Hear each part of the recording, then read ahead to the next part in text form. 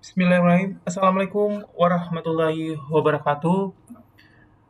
Saya akan memaparkan gagasan penelitian yang berjudul Pengaruh Pelatihan Kerja dan Keseimbangan Hidup Kerja terhadap Kinerja Pegawai melalui moderasi motivasi kerja pada Direktorat Jenderal Pelatihan Vokasi dan Produktivitas Kementerian Ketenagakerjaan Republik Indonesia.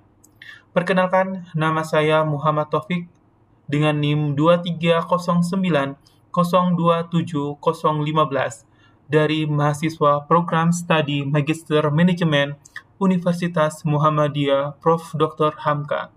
Sebelumnya, saya mengucapkan banyak terima kasih kepada dosen pengampu Dr. Insinyur Haji Muhdi MS, PhD, yang telah memberikan ilmu pengetahuan yang sangat berharga kepada saya untuk menyelesaikan gagasan penelitian ini.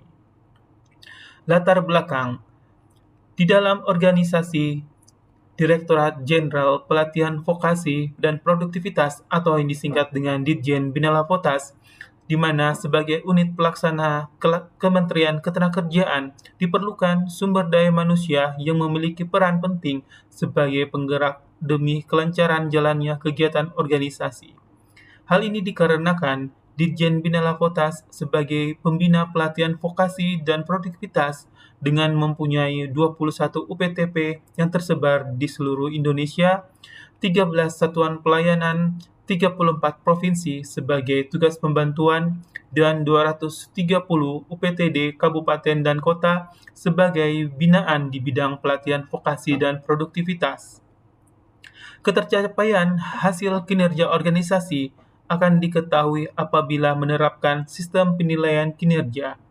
Kinerja adalah hasil kerja dalam suatu organisasi sesuai dengan wewenang dan tanggung jawab masing-masing dalam rangka upaya mencapai tujuan organisasi yang bersangkutan secara legal, tidak melanggar hukum, dan sesuai dengan moral maupun etika.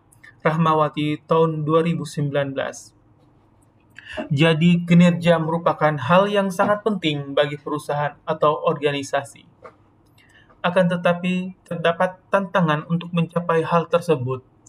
Perubahan metode pekerjaan akibat penggunaan teknologi, perubahan peraturan dan kepemimpinan. Yang kedua, budaya kerja yang sangat kompetitif dapat menyebabkan kelelahan dan penurunan kinerja.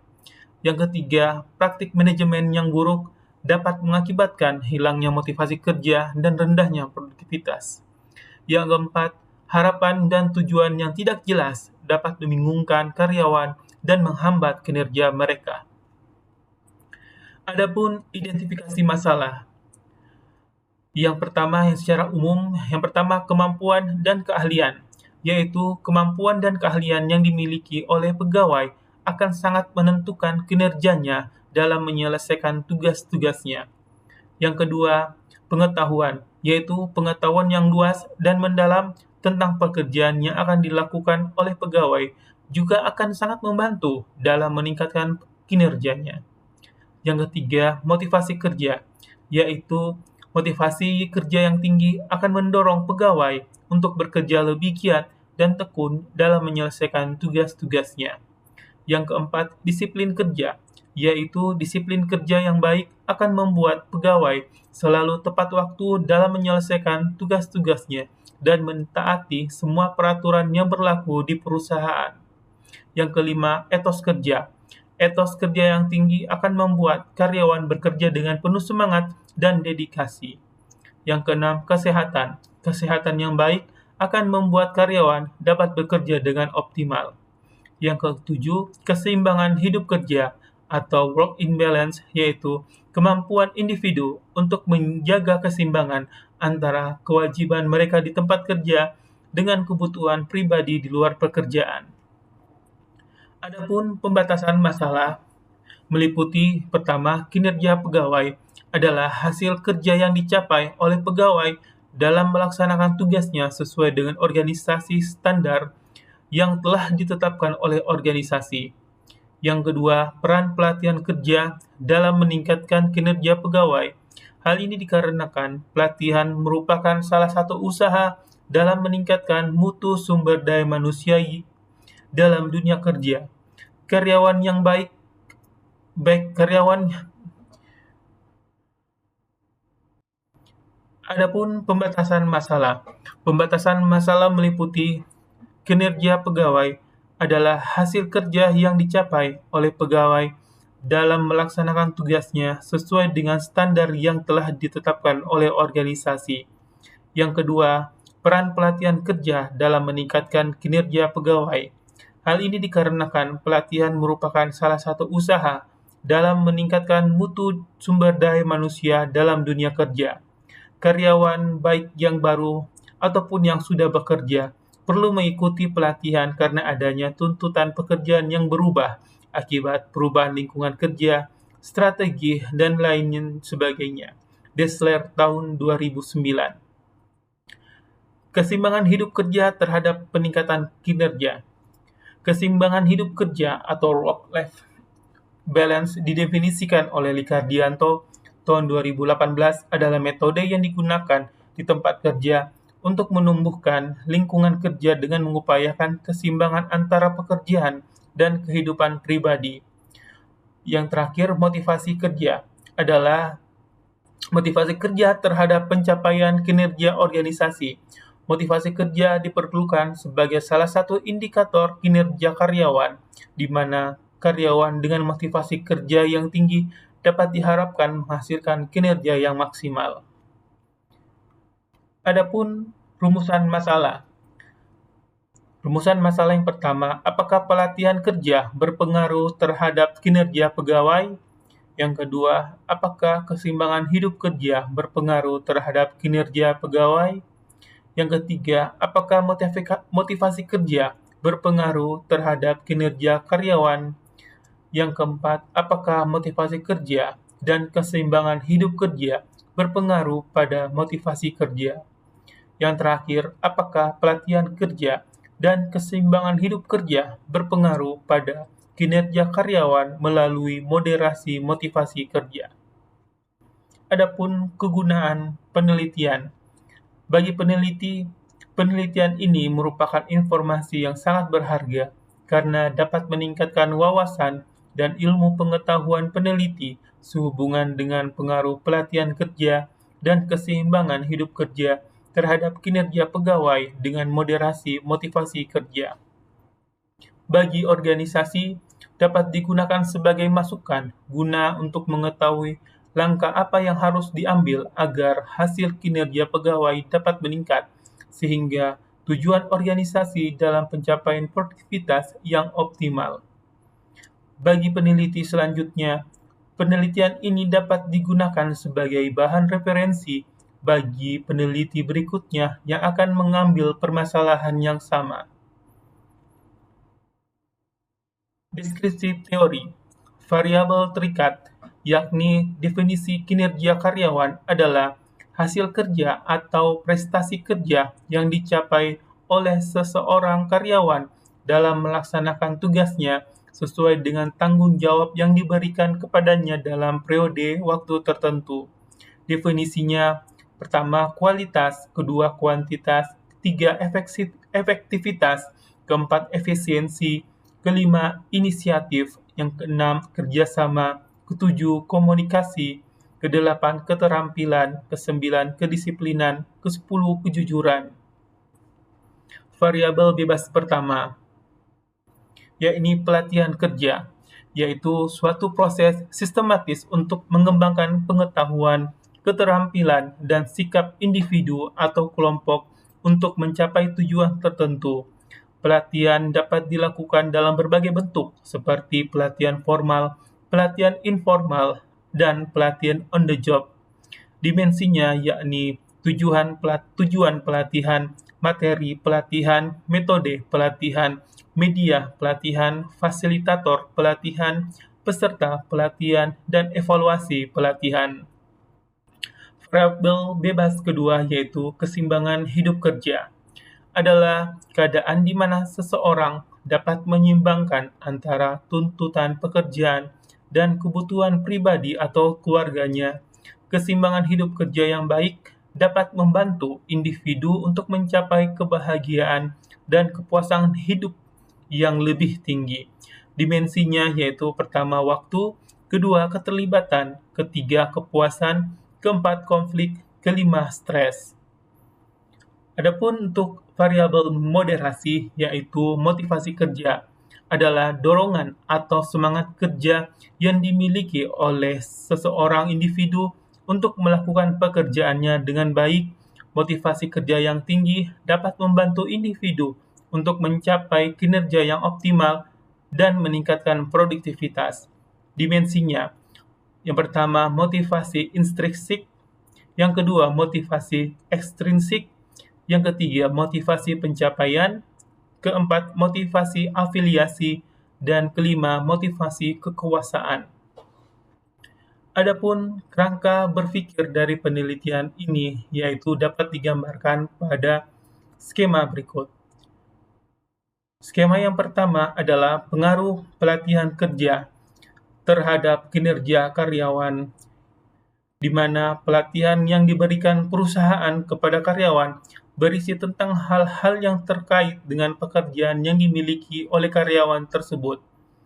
Pelatihan yang baik akan menyelesaikan dan menjelaskan secara detail bagaimana suatu pekerjaan harus diselesaikan dan bagaimana prosesnya. Jika karyawan sudah paham dan menguasai proses pekerjaan yang dia miliki, maka kinerja karyawan juga akan meningkat karena karyawan tersebut akan lebih mudah dalam mengerjakan pekerjaannya. Yang kedua adalah pengaruh keseimbangan hidup kerja terhadap kinerja karyawan.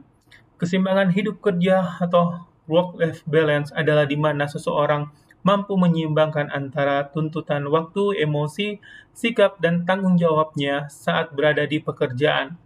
Diukur dengan menggunakan skala work-life balance dengan indikator sebagai berikut, yakni membagi waktu, jam kerja, masuk akal, puas, semangat, tidak abstain, tidak terlambat, tidak keluar dari pekerjaan, dan meningkatnya kinerja karyawan. Yang ketiga yaitu motivasi pengaruh pelatihan kerja terhadap motivasi kerja, di mana pelatihan dalam perusahaan yang melibatkan setiap anggota dan staf menimbulkan reaksi peningkatan skill dan keterampilan yang dimiliki oleh para anggotanya. Adanya sebuah pelatihan yang akan menambah kemampuan karyawan juga akan menambah semangat yang dimiliki oleh karyawan tersebut dalam bekerja. Motivasi yang tercipta dari pelatihan memberikan efek kepercayaan diri karena sikap profesional mereka akan diperlihatkan kepada organisasi tanpa mengeluh. Yang keempat, pengaruh keseimbangan hidup kerja terhadap motivasi kerja. Keseimbangan hidup kerja di dalam pekerjaan merupakan tingkat kepuasan yang berkaitan dengan peran ganda dalam kehidupan seseorang, misalnya dalam pekerjaan, menuntut pekerjaan untuk bekerja sepenuh waktu atau lembur dan membuat pekerja tidak memiliki waktu yang seimbang untuk keluarganya. Prose and Prose tahun 2015. Motivasi kerja merupakan proses sebagai langkah awal seseorang dalam melakukan tindakan akibat kekurangan secara fisik dan psikis, atau dengan kata lain adalah suatu dorongan yang ditunjukkan untuk memenuhi tujuan tertentu. Yang kelima adalah pengaruh motivasi terhadap kinerja karyawan. Teori motivasi berprestasi oleh McClelland dan Nawastuti tahun 2018 menjelaskan tentang keinginan seseorang untuk mencapai kinerja yang tinggi. Individu dengan ciri-ciri motivasi berprestasi yang tinggi akan memiliki keinginan bekerja yang tinggi. Hal tersebut didukung dengan penelitian Sawahanggamu dan Medley tahun 2014, di mana menyimpulkan bahwa motivasi memiliki pengaruh yang signifikan terhadap kinerja karyawan. Karyawan yang termotivasi akan melakukan yang terbaik untuk mencapai tujuan perusahaan, salah satunya dengan menampilkan kinerja yang optimal. Dari kerangka berpikir ini, maka akan menghasilkan hipotesis penelitian, di mana hipotesis penelitian yang pertama yakni diduga terdapat pengaruh langsung antara pelatihan pekerjaan terhadap kinerja pegawai. Yang kedua, hipotesis diduga terdapat pengaruh langsung antara keseimbangan hidup kerja terhadap kinerja pegawai. Yang ketiga, diduga terdapat pengaruh langsung antara pelatihan kerja terhadap motivasi kerja. Yang keempat, diduga terdapat pengaruh langsung antara keseimbangan hidup kerja terhadap motivasi kerja. Dan hipotesis kelima, diduga terdapat pengaruh tidak langsung antara pelatihan kerja dan keseimbangan hidup kerja terhadap kinerja pegawai melalui moderasi motivasi kerja. Adapun tujuan dari penelitian yaitu yang pertama untuk menjelaskan dan menganalisis pengaruh pelatihan kerja terhadap kinerja pegawai, yang kedua untuk menjelaskan dan menganalisis pengaruh keseimbangan hidup kerja terhadap kinerja pegawai, yang ketiga untuk menjelaskan dan menganalisis pengaruh pelatihan kerja dan keseimbangan hidup kerja terhadap motivasi kerja, yang keempat, untuk menjelaskan dan menganalisis pengaruh motivasi kerja terhadap kinerja karyawan. Yang kelima, untuk menjelaskan dan menganalisis pengaruh pelatihan kerja dan motivasi kerja terhadap kinerja pegawai melalui moderasi motivasi kerja. Adapun tempat penelitian, di mana penelitian ini dilaksanakan di Direktorat Jenderal Pelatihan Vokasi dan Produktivitas atau disingkat dengan Ditjen Bina Lapotas, di bawah Kementerian Ketenagakerjaan yang bertempat di Jalan Gatot Subroto, Kapling 44, Kelurahan Mampang, Kecamatan Kuningan, Jakarta Selatan, DKI Jakarta, di mana berdasarkan Permenaker Nomor 1 Tahun 2021 tentang organisasi dan tata kerja Kementerian Ketenagakerjaan, Ditjen Bina Lapotas sebagai unsur pelaksana di bawah dan bertanggung jawab kepada Menteri Ketenagakerjaan Republik Indonesia. Ditjen Bina Lapotas mempunyai tugas menyelenggarakan perumusan dan pelaksanaan kebijakan di bidang peningkatan kompetensi dan daya saing tenaga kerja serta produktivitas. Selain itu, Ditjen Bina Lapotas juga mempunyai fungsi dukungan administratif dan teknis kepada Badan Nasional Sertifikasi Profesi atau disingkat dengan BNSP, sebagaimana Peraturan Menteri Ketenagakerjaan Tahun 2021 Nomor 21 Tahun 2018 tentang organisasi dan tata kerja Sekretariat BNSP. Adapun waktu penelitian, di mana dibagi 3 pelaksanaan. Yang pertama adalah pra-pelaksanaan, yang terdiri dari survei menentukan judul dan topik, pembuatan proposal administratif penelitian, dan yang terakhir menentukan instrumen penelitian yang akan dilakukan pada bulan pertama sampai dengan bulan kedua. Terus terkait dengan pelaksanaan yang meliputi pengumpulan data, proses bimbingan dan pengolahan data yang akan dilaksanakan pada bulan ketiga dan bulan keempat. Dan yang terakhir penyusunan laporan yang terdiri dari penyusunan laporan itu sendiri, pengetikan data dan analisis, dan penyelesaian laporan penelitian yang akan dilaksanakan pada bulan kelima dan bulan keenam.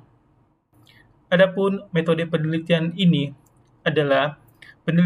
termasuk penelitian kuantitatif dengan menggunakan data kualitatif yang dikuantitatifkan dengan memakai skala Likert 1 sampai dengan 5.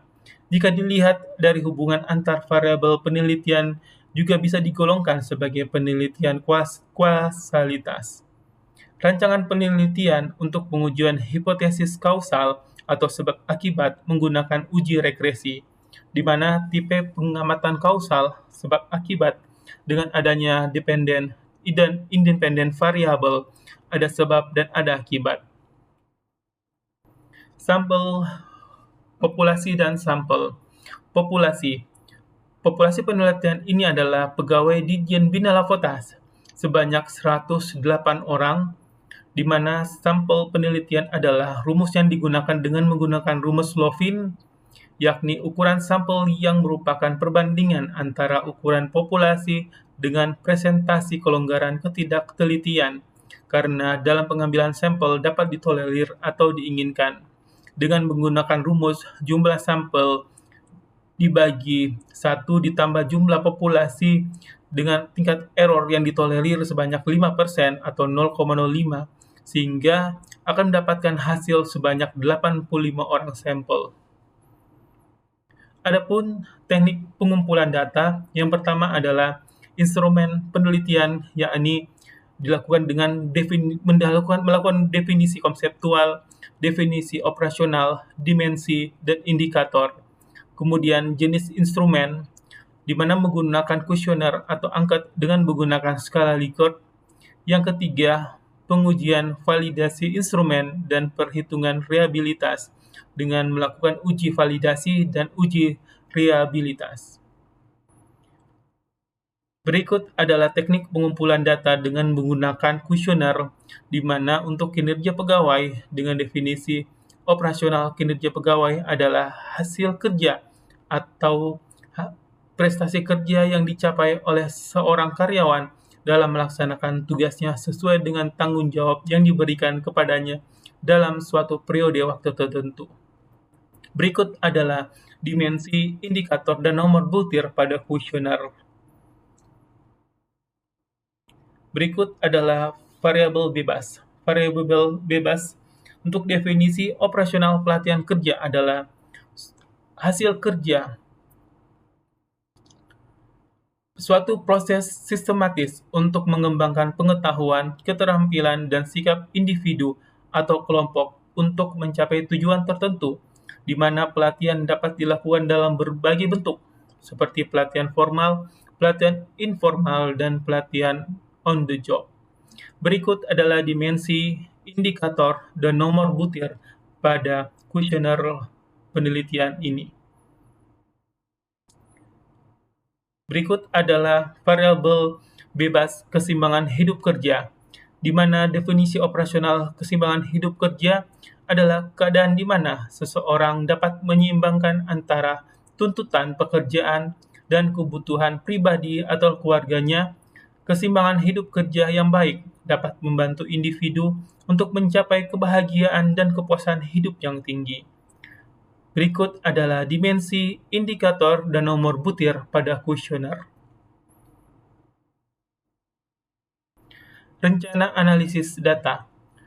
Sebelum kuesioner digunakan untuk mengumpulkan data penelitian, dilakukan terlebih dahulu uji validasi dan reliabilitas pada responden di luar sampel.